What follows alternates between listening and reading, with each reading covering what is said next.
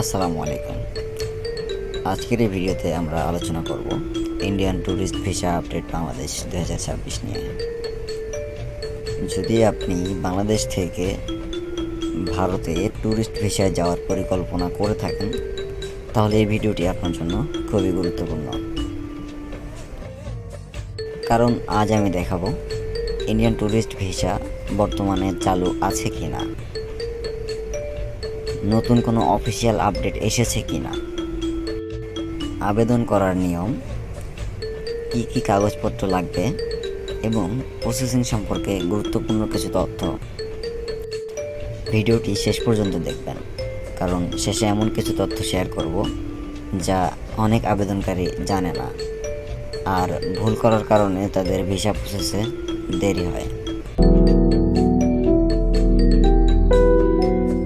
দীর্ঘ প্রায় 2 বছরের একঘেয়েমি আর অপেক্ষার অবসান ঘটিয়ে অবশেষে খুলে গেল বন্ধু রাষ্ট্রের দুয়ার। সীমান্তের ওপারে প্রিয়জনের সান্নিধ্য, প্রিয় কোনো শহরের অলিগলি কিংবা বরফ ঢাকা পাহাড়ের হাতছানি, সবকিছুই এতদিন আটকে ছিল এক অদৃশ্য দেয়ালে।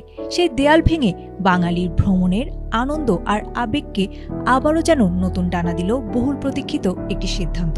ওপার বাংলার চিরচেনা রূপ উপভোগ করতে এখন আর কোনো বাধা রইল না ভ্রমণ পিয়াসীদের। 2024 সালের 5 আগস্টের রাজনৈতিক পট পরিবর্তন ও নিরাপত্তাজনিত কারণে বন্ধ থাকার পর অবশেষে রোববার থেকে শুরু হলো ঢাকা, চট্টগ্রাম সহ দেশের প্রধান 5টি আইভ্যাক কেন্দ্রে ভারতীয় পর্যটন ভিসার আবেদন গ্রহণ। নতুন হাইকমিশনার দীনেশ ত্রিবেদী দায়িত্ব নেয়ার পরপরই এই ঘোষণা দেন।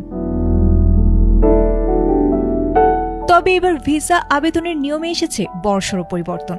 এখন থেকে আইভ্যাকের সশরীরে যাওয়ার অন্তত একদিন আগে অনলাইনে বুক করতে হবে অ্যাপয়েন্টমেন্ট স্লট। প্রতিদিন দুপুর 2টা থেকে বিকেল 4টা 30 মিনিটের মধ্যে নির্ধারিত পোর্টালে মূল আবেদনপত্রের PDF ফাইল আপলোড করে ইমেইল ও মোবাইলের OTP দিয়ে সাইন আপ করতে হবে। এরপর সন্ধ্যা 6টায় স্লট উন্মুক্ত হলে লগ ইন করে পরের দিনের অ্যাপয়েন্টমেন্ট নিশ্চিত করতে হবে।